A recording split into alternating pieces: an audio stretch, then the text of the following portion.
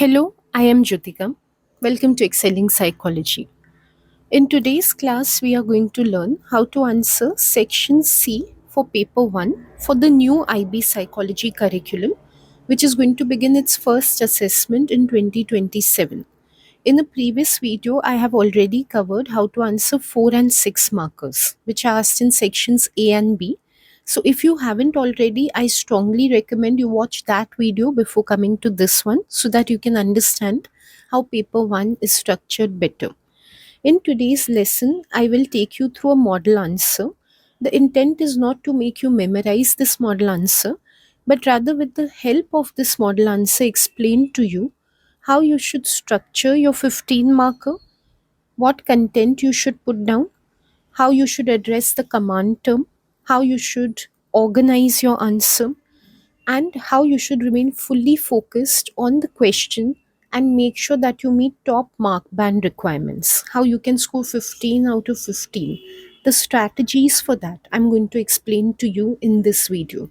But before I begin this lesson, I want you to know that I am an IB psychology private tutor, tutoring students internationally since more than 10 years now. So if you want to schedule your classes with me, my email ID and WhatsApp number are available in the description box and pinned comment below.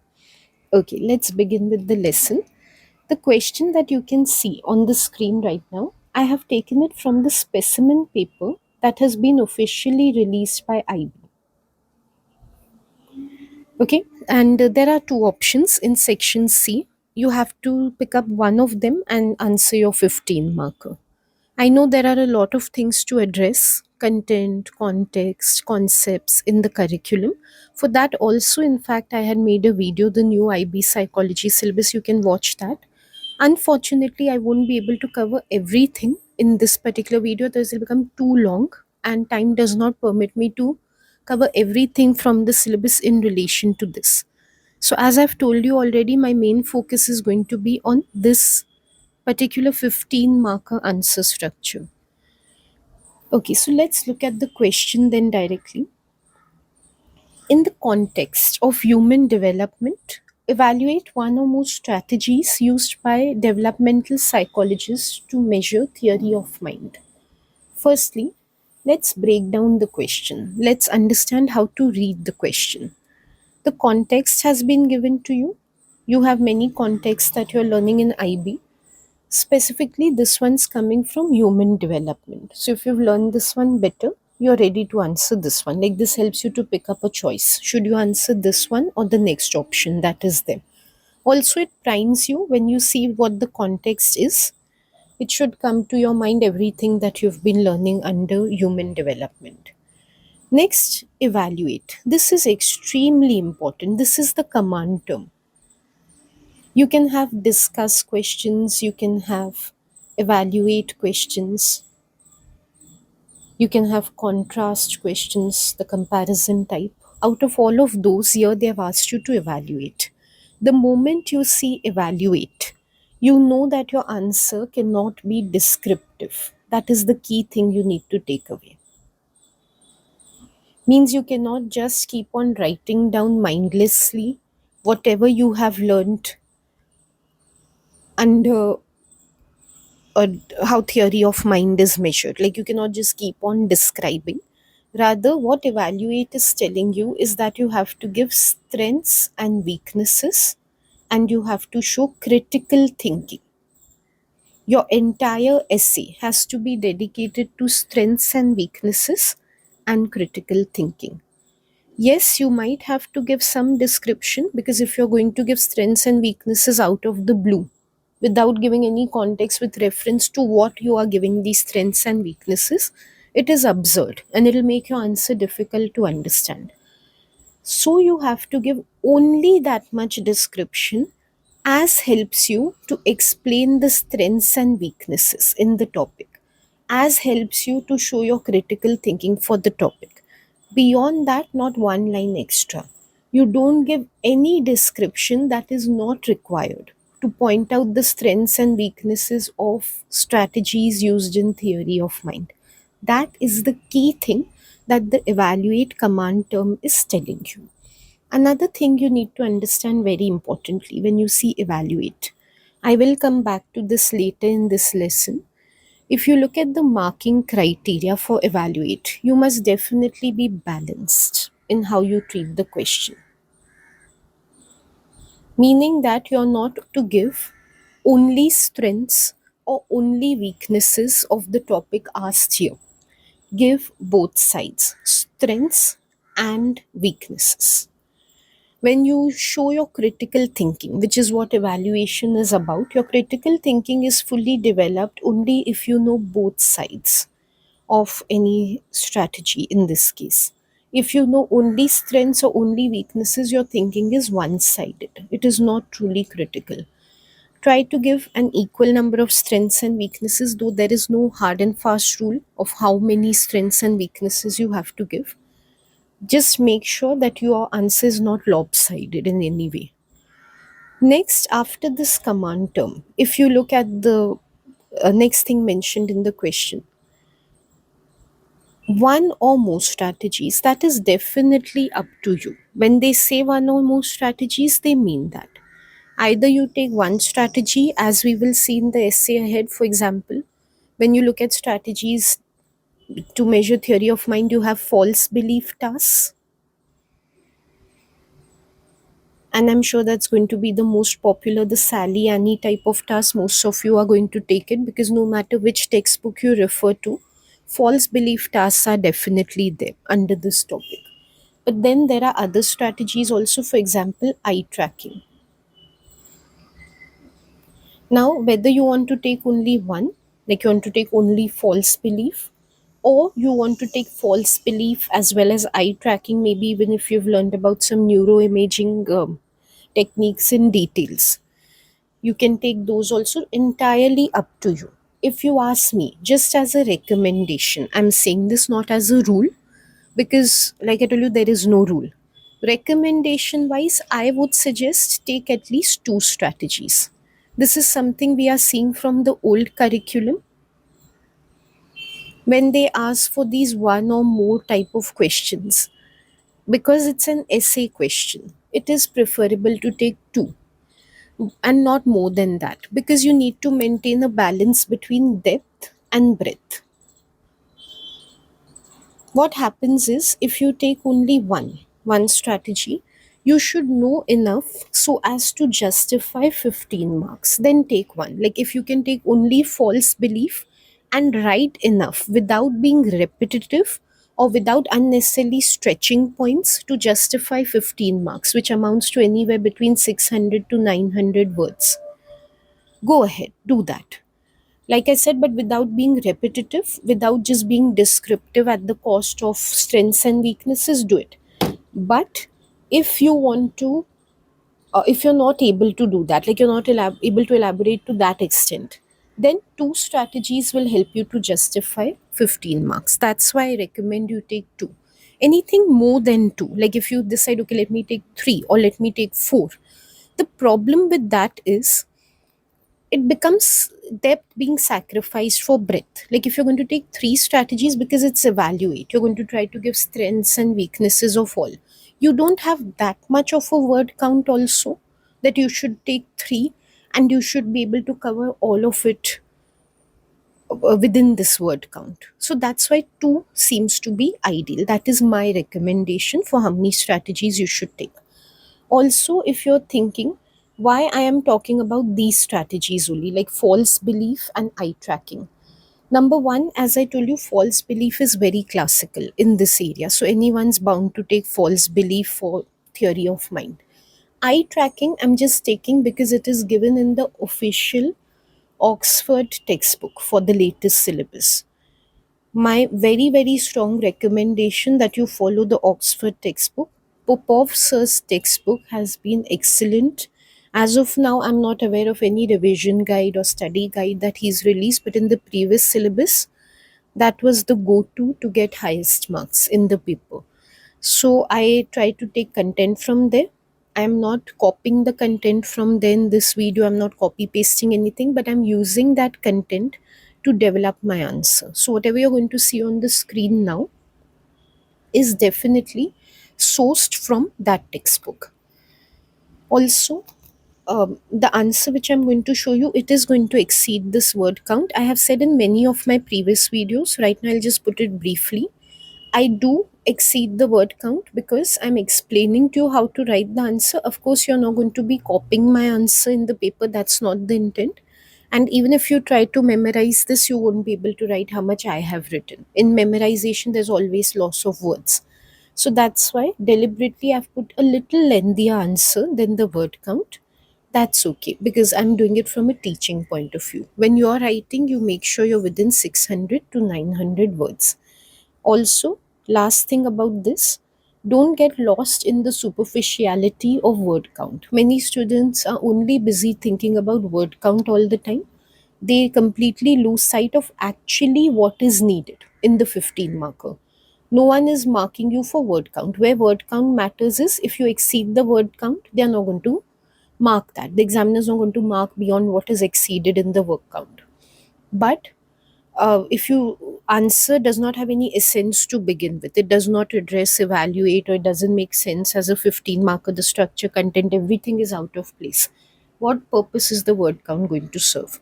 So be more focused in the video on actually what is required rather than a superficial aspect like the word count. Word count automatically will come in place if you know how to write the answer. Okay, so far we have learnt about context, command term, strategies. I have explained to you thoroughly how you should be addressing all these things.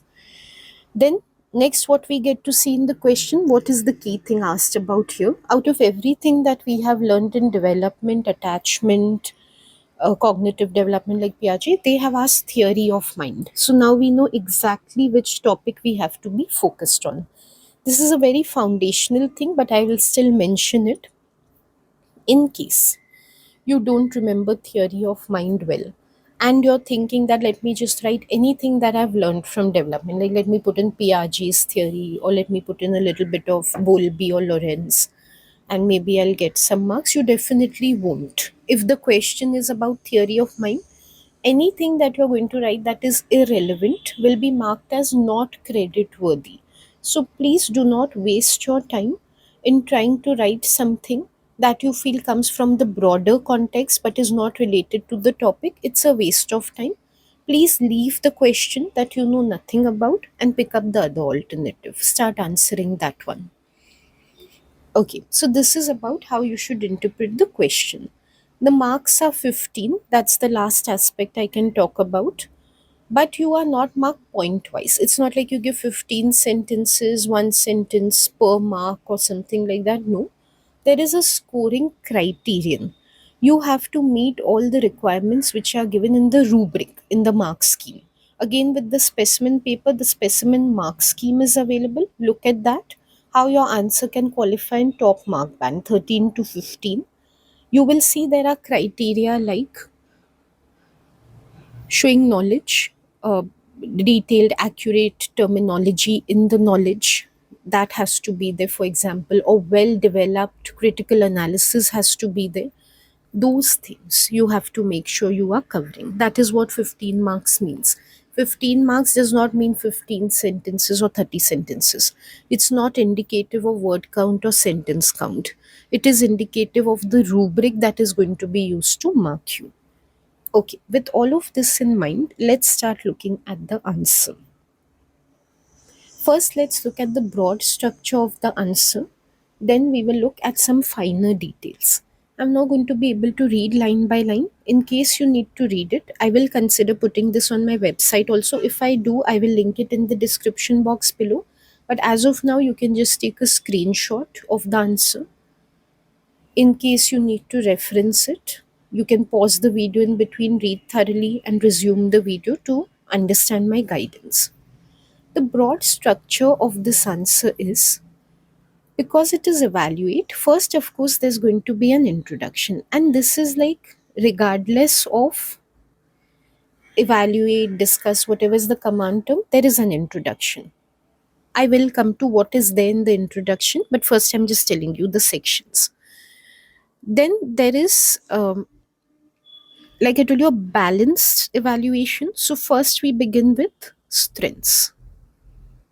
Also, just see how quickly it moves from introduction to strengths. Otherwise, I know many of the teachers are going to insist, introduction, then a lot of description, then come to the strengths. No, it's a evaluate question. There is no room for general description beyond what is necessary to evaluate. So after introduction, quickly after very brief description that I'll show you when we focus more on what is written in the exact paragraph, we move on to strengths. Then we come on to the weaknesses.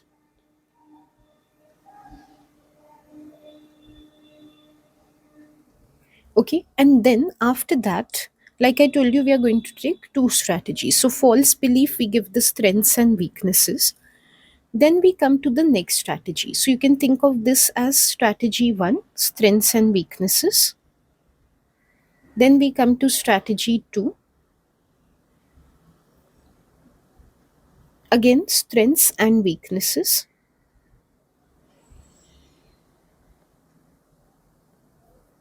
Okay, here I don't think it is that well structured into strengths and weaknesses.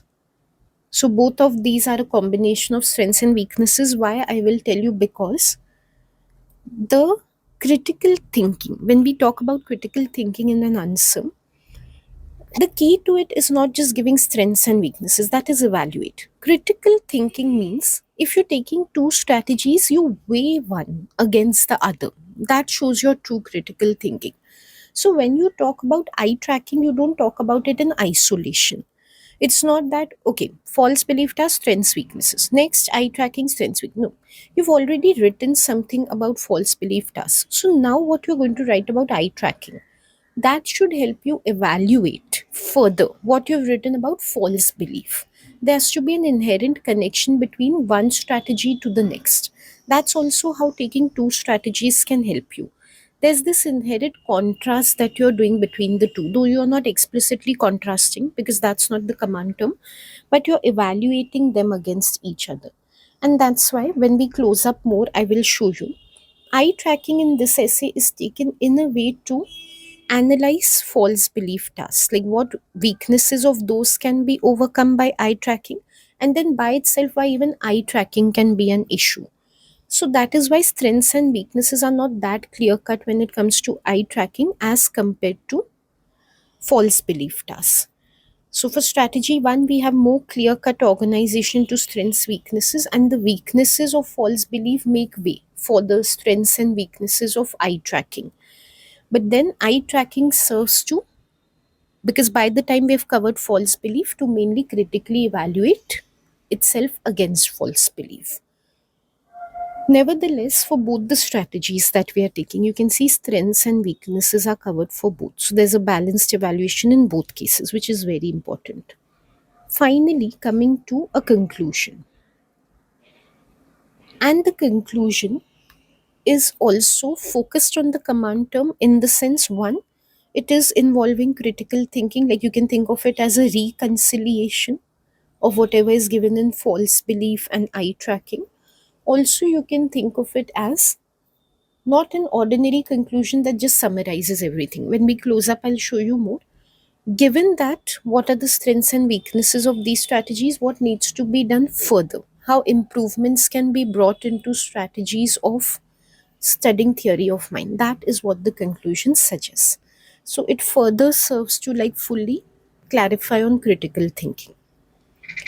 Okay, so now that I have given the broader structure, which is mainly, like if I put it roughly, introduction, strategy 1, strengths, weaknesses, strategy 2, strengths, weaknesses, critical thinking shown by pitching them against each other, and a conclusion, still showing critical thinking.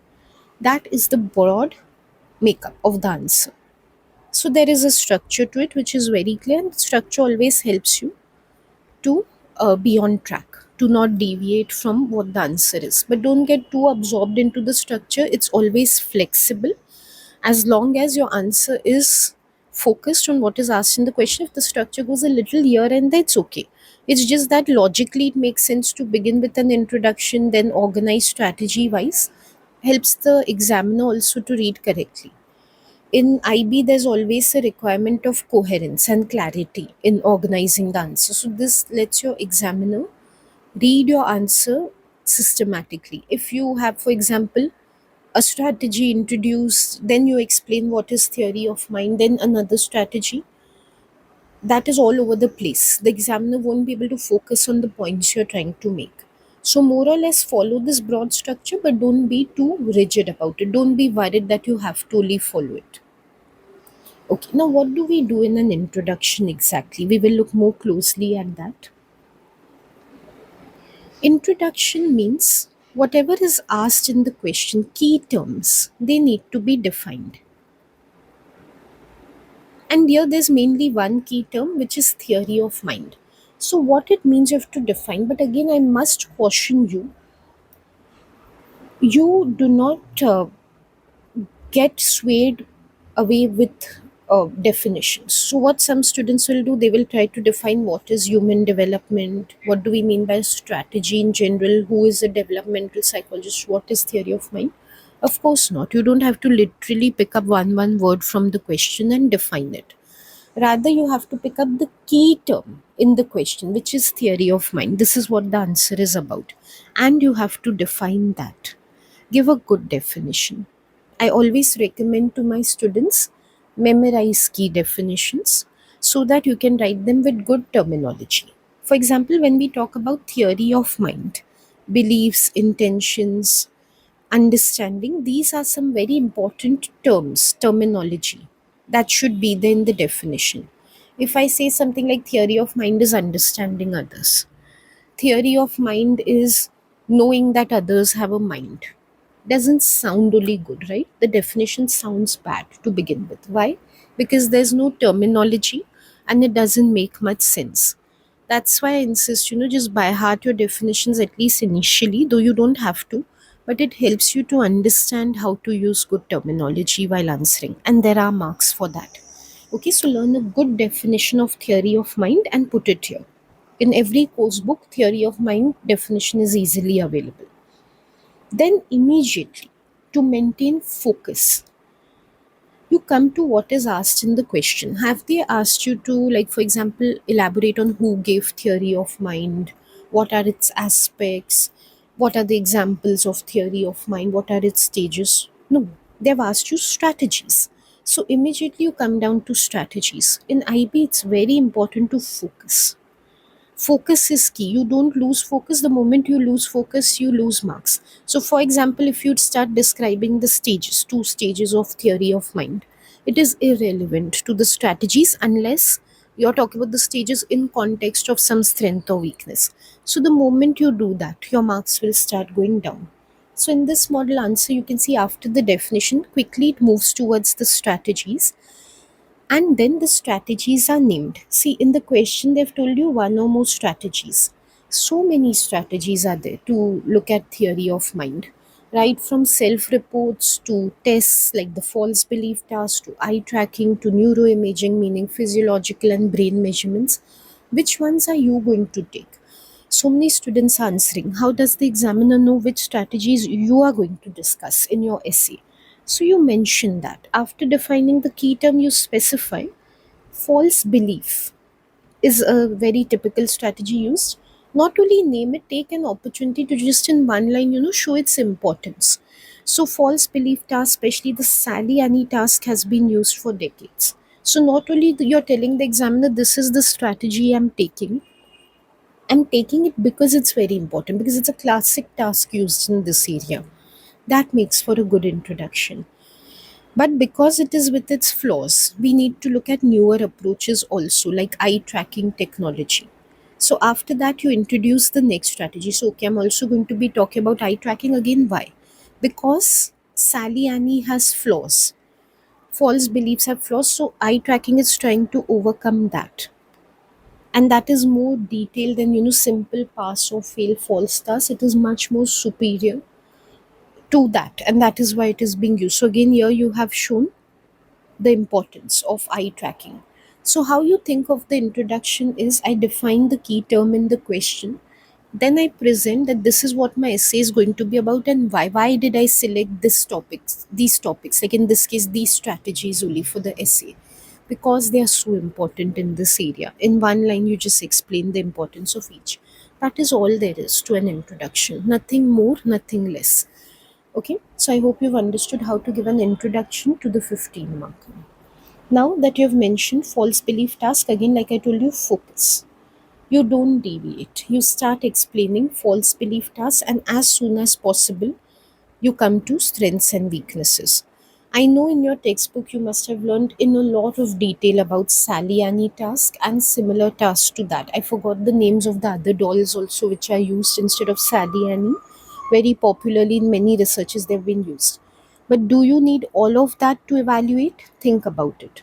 Actually, examination is not the place where you should be thinking. You should have your essay plans in place. So, assuming you're making your essay plan right now, do you need to talk about multiple tasks to give strengths and weaknesses? If yes, then describe them all to a brief extent.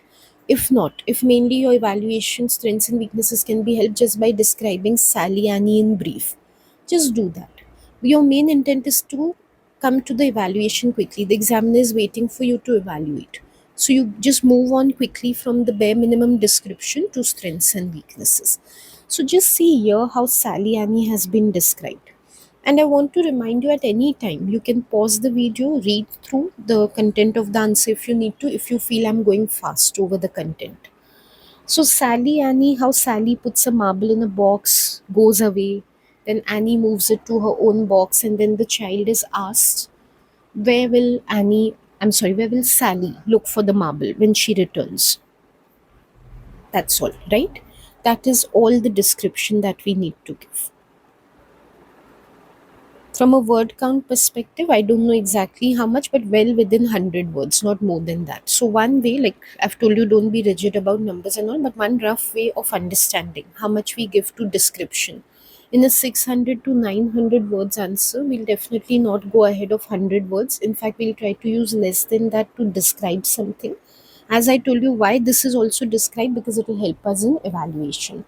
So, okay, giving about like say 10% or a little more of your answer to description is okay, but that's all, because majority of the answer should go towards evaluation. So what you can see quickly after describing Sally Annie, we come to the strengths. So there is this study by Baron Cohen, Leslie and Frith, which serves as a strength. So we describe that study. What am I describing? Not the task by itself, because the question is not described. I'm describing a strength of the task. I'm describing a study which shows the strength of the task. So this whole description counts as a strength. So what is done in that study, I quickly describe. So there were children having Down syndrome, autism, or normal children, 4 and 5 years old, and they had to do the Sally Annie task. It was the autistic children who failed.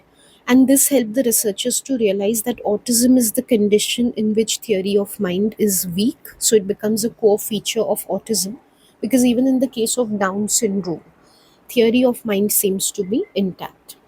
Two or three things when we take a study as a strength. One, students will definitely ask, do we have to remember the researchers' names? I strongly recommend, though there is no rule. For a name like Baron Cohen, who are the key classic researchers in false belief, I don't see any reason why you should not know their names. But in case you don't, it's okay. You could just say some researchers, or you could call it a classic study. Avoid doing that though, try your best to remember the names. When we give a supporting study, we have learned a lot about in the course book, the procedure, participants, everything. Do we need to give everything? Of course not.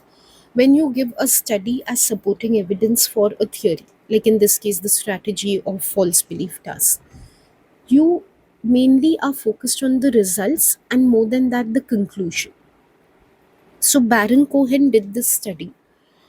What did they conclude from it? What conclusion of theirs serves as a strength for false belief task being used as a strategy to assess theory of mind? Yes, we have to give the procedure. Like in a line, a procedure has been given that the children had to do Sally Annie. That, because otherwise it won't make sense if I just give the results, but on what procedure are the results based? From where are these results coming? But you can see procedure is to bare minimum, just one line. So one or two lines procedure, that's it. Because supporting studies are not to be described. We quickly come to their conclusion and show how they are proving to be a strength for the strategy. In this case, why it was a strength for the strategy? Because clearly the study shows in autism, theory of mind is the core element that is disturbed. So, as a strategy, the false belief task has been very useful to establish that in autism, theory of mind is missing. That is the strength of the task that is brought about from this study. So, that is how we are presenting the study. Also, when it comes to developmental studies in particular, I will very strongly recommend memorizing the age ranges of the studies. Even if you don't remember the researchers' names, I feel more important than that is to remember the age range of the children who are involved in these studies. Because when it comes to developmental concepts, at what age those concepts are being seen are critical, from description also, from evaluation also. Because many times we criticize these studies in terms of, children are too small, so they won't be able to do this, or they should be assessed differently. So then we shouldn't be vague about it. Then we should be specific. Okay, this is the age range of children used. This age tends to be very less. By this age, say they don't have language ability, as we will see ahead, like they don't have it very strongly. So when we want to take up their age as a major point of critical thinking, then it is best to specify their age instead of beating around the bush that, children are too young, their age is very less. Just specify what is the age. Let the examiner see for themselves that the age is very less. Okay, so I don't insist on all details of an evaluative study to be remembered, because of course it's a waste of your word count also to write unnecessary details. But key details like age in the case of development, or with which disorder autistic children were being compared, like in Down syndrome intelligence can be affected, so it's important to specify that some of the children had Down syndrome. Any other details given about them or anything done to maintain the validity of the study or its reliability are not relevant. They are not part of our discussion. But what disorder they had, that is important to specify, because we are trying to say that this theory of mind being lacking is an exclusive feature of autism, not seen in some other developmental condition like Down syndrome also. It's very, very particular to autism. That's why it becomes important to mention from which disorder we can differentiate autism by using a false belief task. So in sum, give as many details from a study as relevant to evaluating the core topic in the question. You don't need to give more than that. And then along with that, because we are saying strengths in the plural, not only strength, we will also talk about the uh, another strength, which is neuroimaging, brain scan studies. As I mentioned earlier, maybe in your essay plan you intend to take neuroimaging as a strategy by itself. I haven't really done that, but I have used it to support whatever I have already said in the false belief task. So I'm just taking it as an evaluation point. For you, if it is a separate strategy altogether in your essay, then take it in the way I'm going to take eye tracking technology again. Means give more details of it. But just because I'm taking evaluation only as much as is needed to support the strength of false belief tasks, I've written only that much. Like recently, specific areas of the brain have been shown to be dedicated to theory of mind. I don't know why here it is not mentioned which are those areas. It is the temporoparietal junction in particular. So yes, for brain scan imaging, always specify which exact areas have been found. That really supports your answer, like makes it stronger rather than putting a vague, areas are involved that way. So yes, do that. Not compulsory though, but if you want to take it to your highest, you want a full 15 marks for your answer, do mention. And again, just see like how a strength is given. When false belief was given as a strength, like Sally Annie, it was fully contextualized. Many students have a very bad habit which very badly like brings down marks on evaluate, is to give generic evaluation points. Like Sally Annie is a very strong task because it is helps to see features of autism. That's it. That's the only thing they mention in strength. How, which study has been done, what was done in that study, How was it seen that it is something exclusive to autism, like by comparing against whom? Nothing is there, no detail. That type of a strength will give you 0 marks. It has to be contextualized, meaning this was the particular study done. In that we found that okay, only children with autism tend to have problems with theory of mind. Context is there. What are we talking about specifically? That is mentioned. Otherwise, it counts as generic. I keep on saying, oh, it's valid, it's a good explanation, it can explain autism. Doesn't make sense. What am I talking about? How do I know this? Psychology is a science. There has to be evidence for everything. On what evidence am I saying this? Nothing.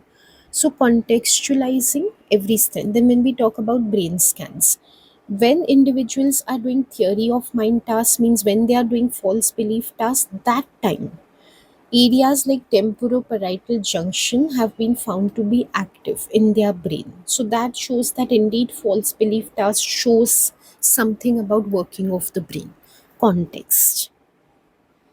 False belief task is supported by brain scan research. Generic. Doesn't make sense. What brain scan research? Are you making up this point or is there really something like this? Specific studies have been done. People have been made to do false belief tasks, and their temporoparietal junction is found to be active when they are doing these tasks. Contextualized. Specific example, relevant detail is given here. So that is how you score. Strengths and weaknesses both always have to be in context. So as I told you, introduction. Now we've looked closely at the strengths also of strategy one. In the same way, we can give weaknesses.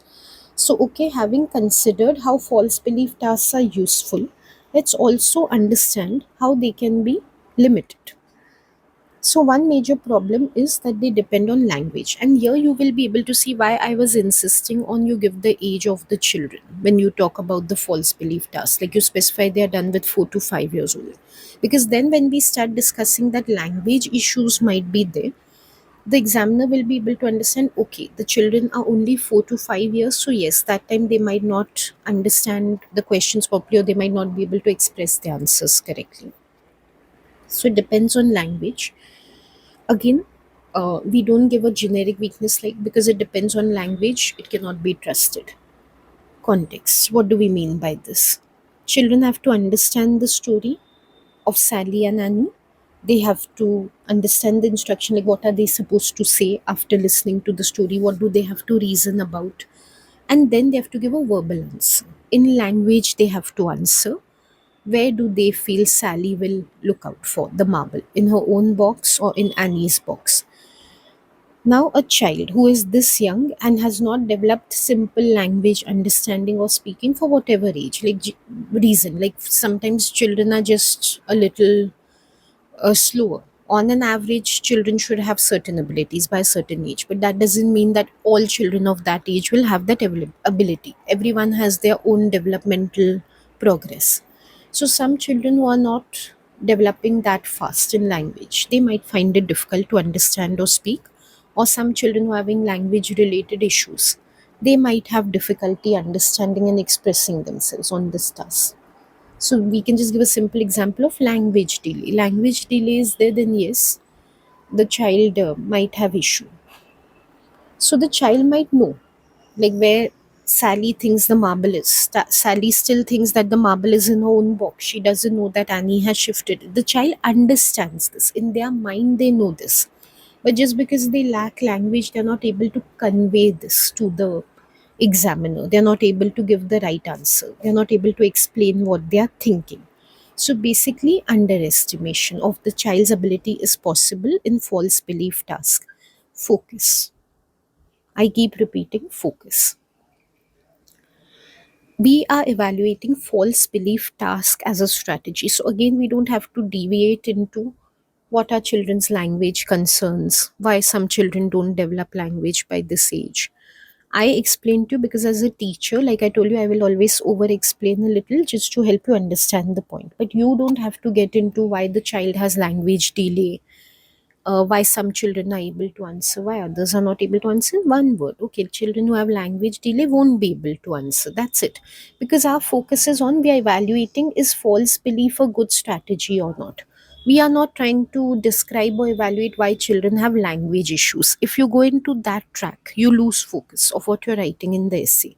So you remain focused on, I'm taking language delay to show the problem with this strategy. This strategy might not give us a good picture of the child's theory of mind, his ability of theory of mind, just because the child might have a language delay. So, from that point of view, you have to present the limitation. Yet another limitation is children around 4 to 5 years are who are catered to by this task, but it might not work for every culture for children of these ages because the test taking can be unfamiliar. Like children who are from Western cultures, urbanized cultures, for them, doing these type of developmental tasks is routine. They are doing it right from their preschool. But for other children, like say in tribal, rural cultures where they don't have exposure to test taking because they don't go to formal school, how are they supposed to do this type of task? So when we say the false belief task is universal and it can be used for anyone, like Sally Annie, it's been designed from that purpose. Is it truly universal? Is it a strategy that can be used anywhere? That also is a limitation. And finally, the Sally Annie has a very artificial task. It does not show how, in real life emotional situations, a child would think about theory of mind. Sally Annie are two inanimate dolls, and it's a very simple thing that they are going about, like just one is taking away the other's marble. That's all.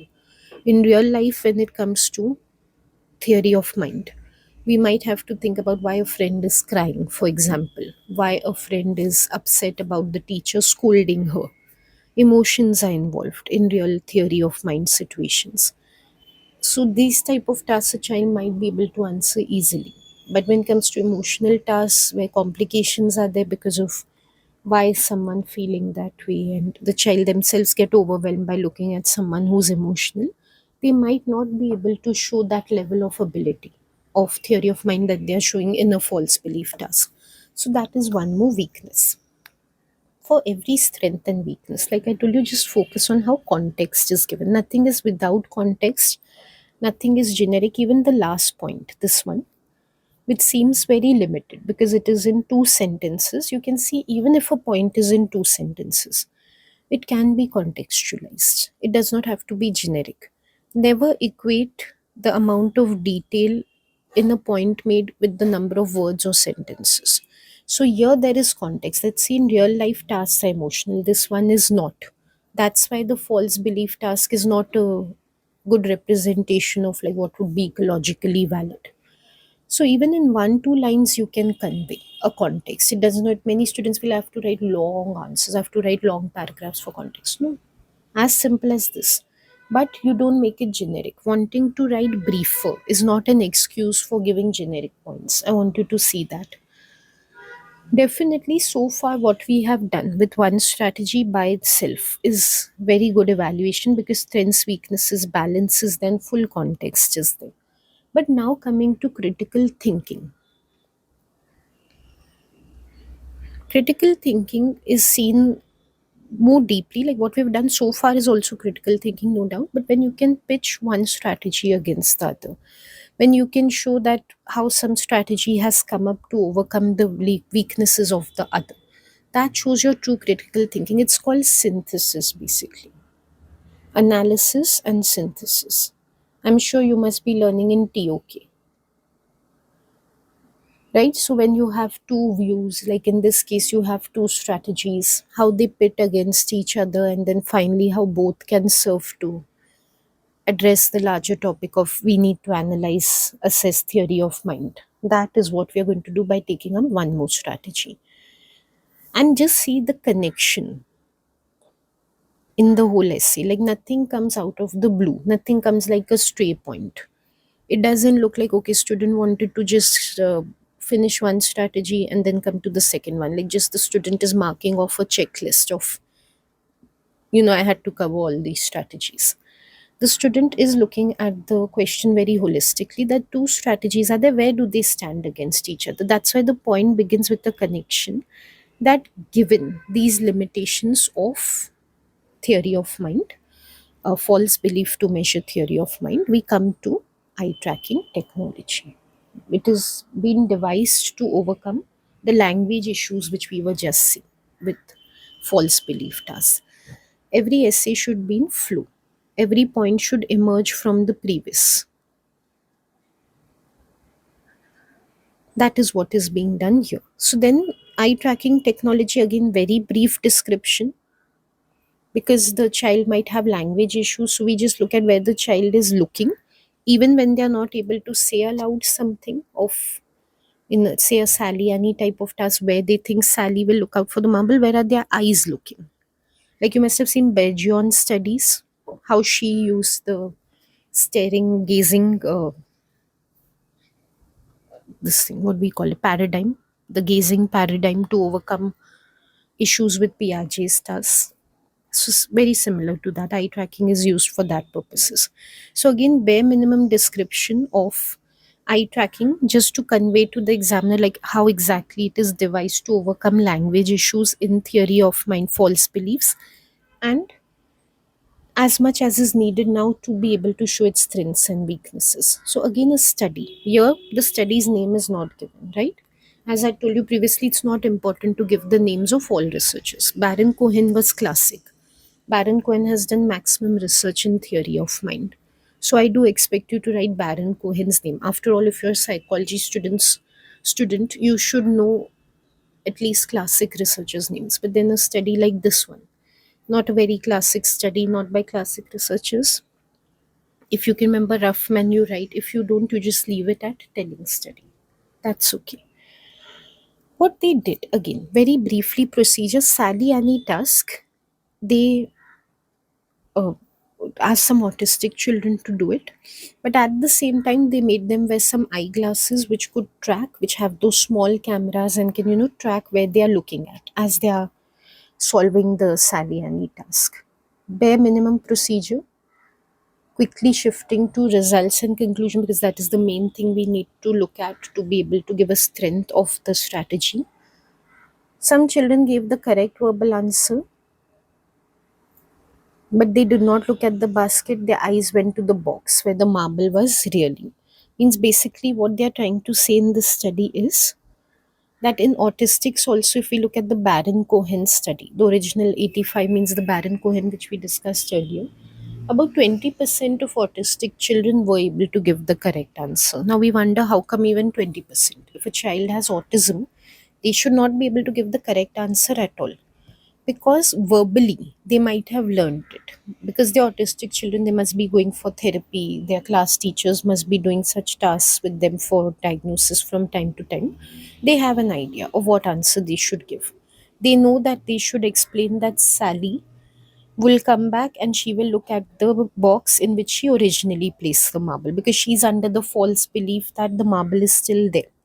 But do they truly understand that? Their eyes were showing no, because they were looking at Annie's box. When they were saying that Sally will look at her own box, the correct answer, they were still looking at Annie's box while answering.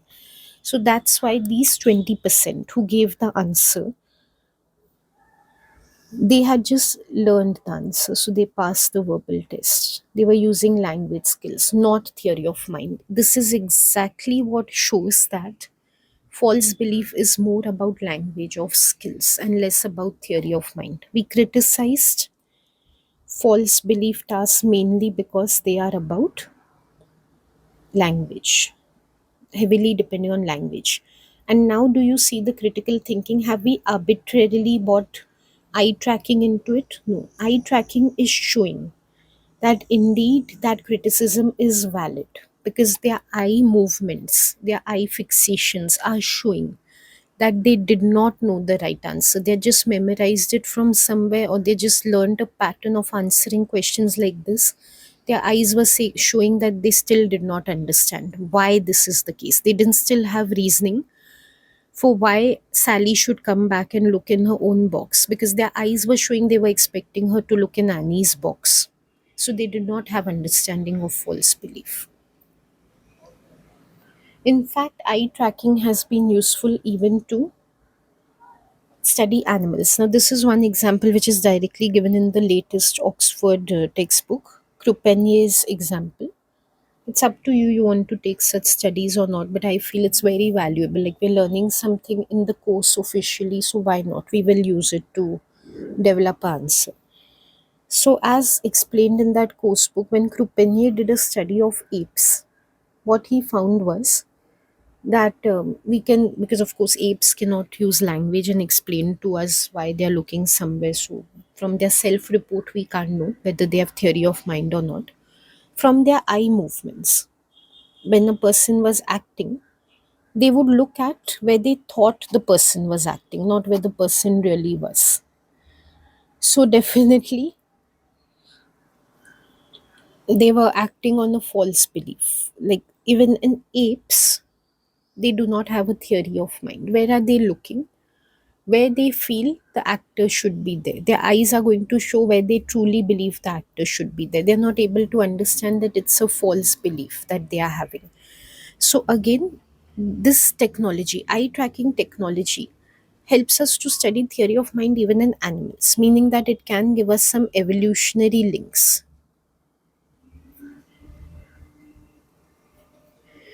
Right? Many times we need to know, like you're learning in your evolutionary perspective, many times we need to know why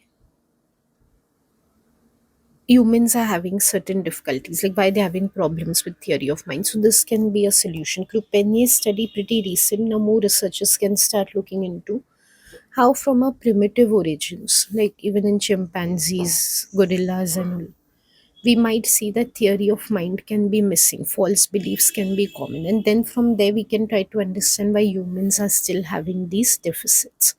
Maybe there has been some purpose of lacking theory of mind, or maybe there have been genetic issues, the kind of past environment ancestors have, they suppress theory of mind, maybe that's why we are carrying it over. So another strength of eye tech tracking as a technology, that it can help us to study animals, helping us to discover like the evolutionary mechanisms which have brought us to this stage of lacking theory of mind. Now, coming to the conclusion, you might feel that the conclusion is excessive because there are two paragraphs. Yes, you can reduce. I've already told you from a teacher's point of view, it is going to be somewhat extra in this video.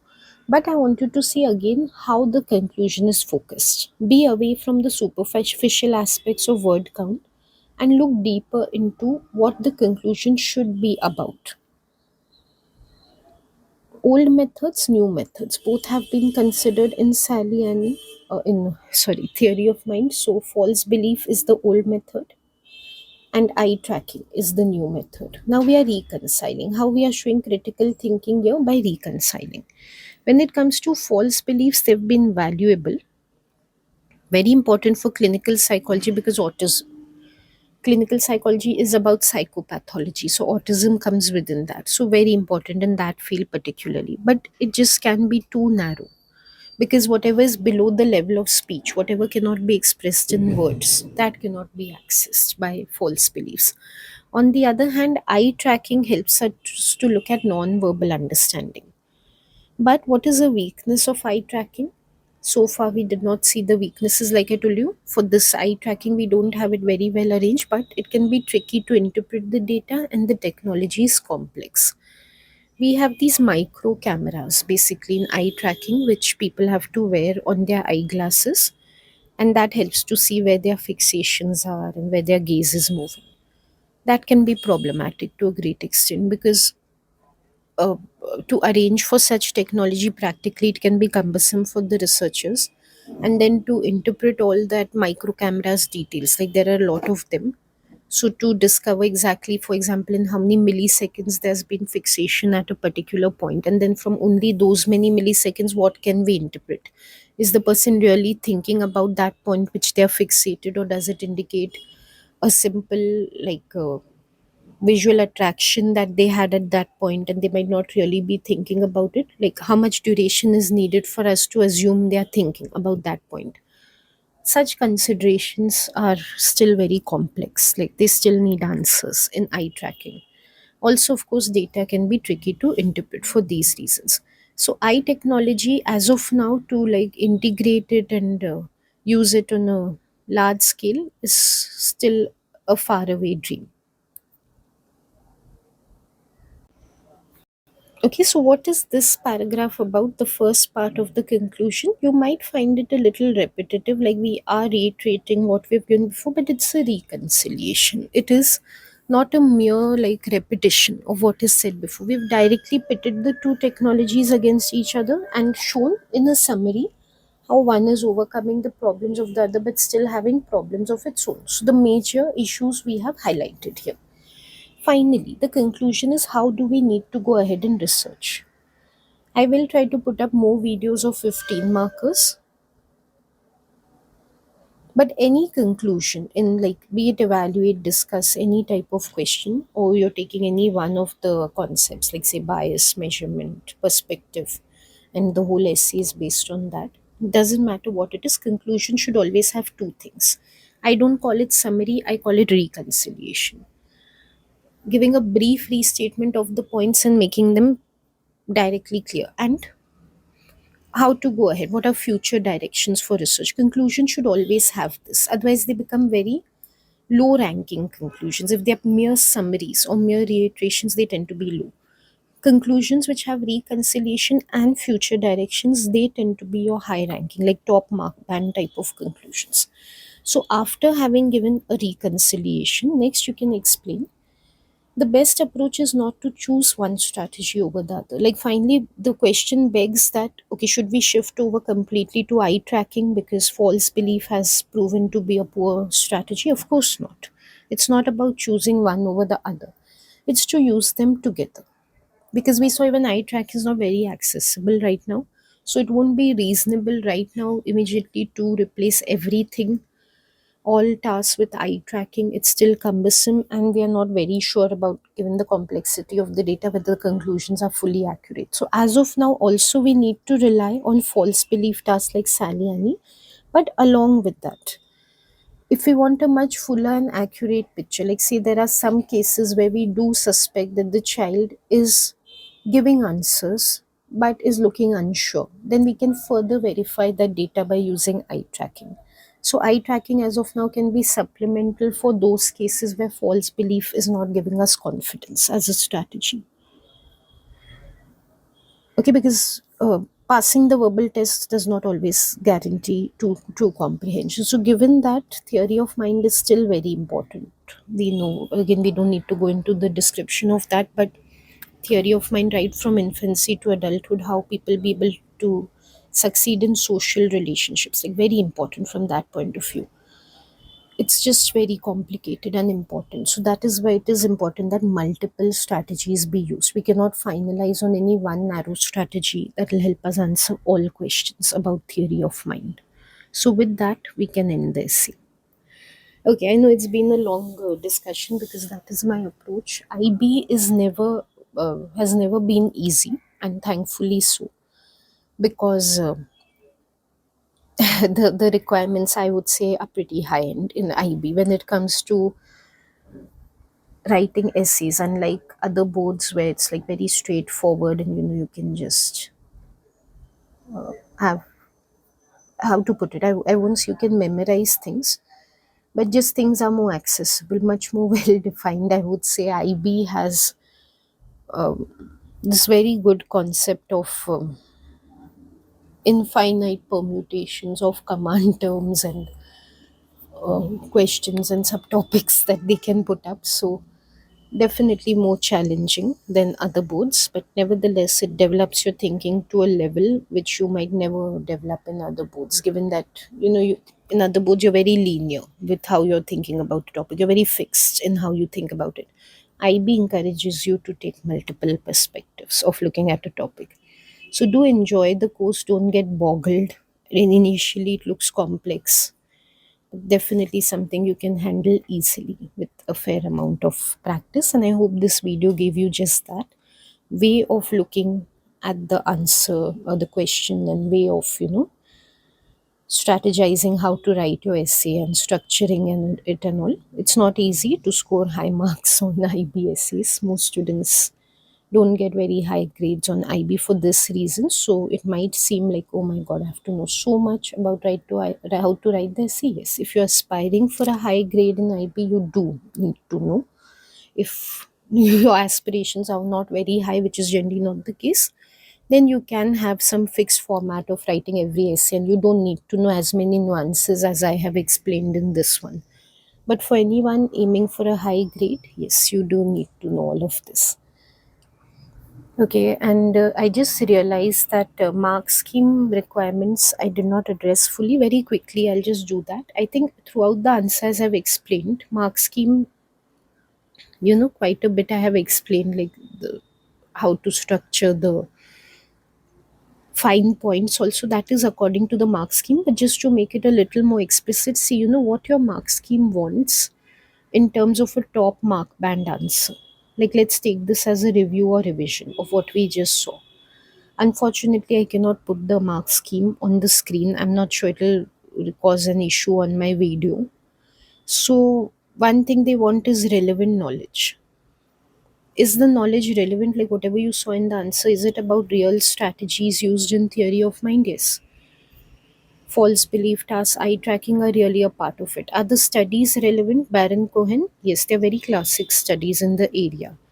And whatever is given, like even singular strength points, like say fMRI has been used and temporoparietal junction has been studied, everything is highly focused on theory of mind. Nothing has strayed from there. So definitely relevant knowledge is there. Irrelevant would be, like I told you, straying and giving something else. So this one top mark band requirement has been met. Another requirement is well developed critical analysis, right? So was it well developed? Yes. Every point was contextualized. Were there generic points? Did I just list out that, oh, it is dependent on language skills, oh, it's not valid? No. With concrete examples of, what is being spoken of. Same thing with limitations, with the strengths and limitations of eye tracking.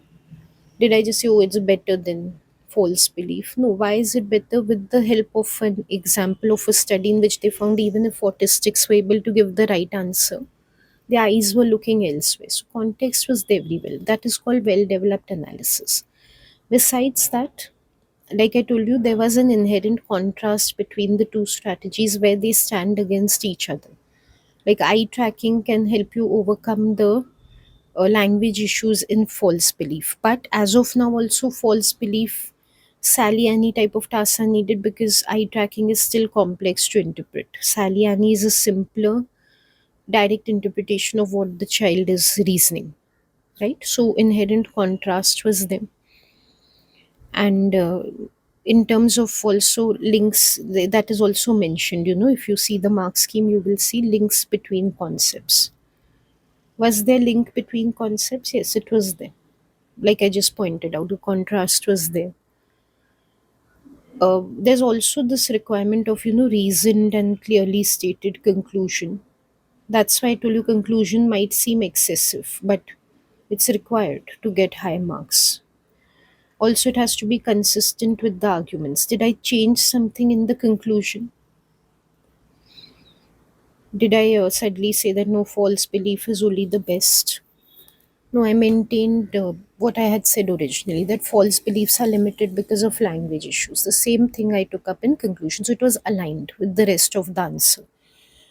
And it was logical.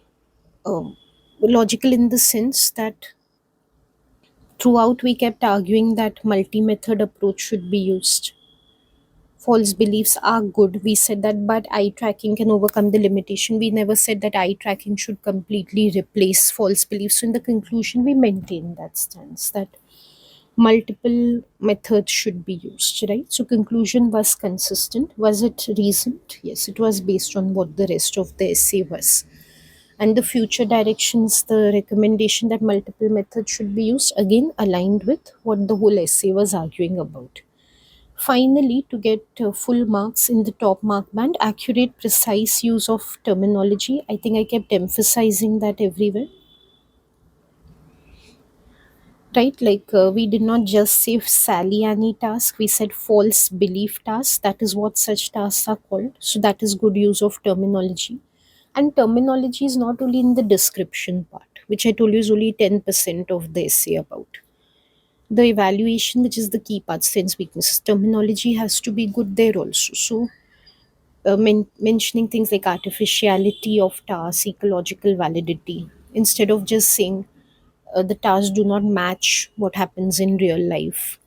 Or when we spoke about Baron Cohen, I told you write Down syndrome was what the children are having, or give the age. This all counts under terminology. Psychological terminology. You're not talking like a lay person is talking, right? You're not. You look like a psychology student when you answer, when you use terms like these. You're not answering like someone's having a casual conversation. So that is then the answer.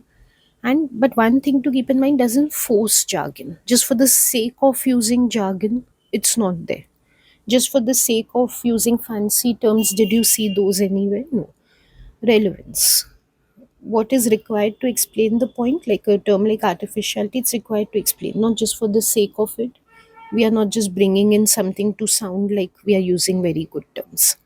So this is how top mark band requirements are met. Like I told you, I can't put up the mark scheme right now, but you must be having the mark scheme in front of you, so you can take this answer, pit it against the mark scheme, and see how it stands in the top mark band towards full 15 marks. That's it for this video. Then now I have covered sections A, B, and C. I will see next whether I want to cover the next question also of section C. I think that's a more specific one to one of the concepts. Or maybe I'll switch over to paper 2, where we have this full situation and we have to analyze it using one concept. So either way, we'll be able to come to specific concepts. If you have any recommendations of what type of video you want to see, or you have any comments or queries about this one, do leave your query in the comments box below. Please do not contact on my personal number or email ID with queries related to the video. I won't be able to answer. So thank you so much for watching this one, and I hope you enjoy your new IB psychology curriculum. It's a fantastic curriculum. I really appreciate the IB for bringing in critical thinking and uh, data analysis and all, very very much needed skills for students wanting to pursue majors in psychology. They really lack in these skills. So very grateful to the IB for the new curriculum, and you should be very happy to have it with you. Like, you should be grateful that you have a chance to learn this wonderful curriculum, and with that positive state of mind, I hope you keep enjoying. All the best for your learning. I'll see you soon. Goodbye.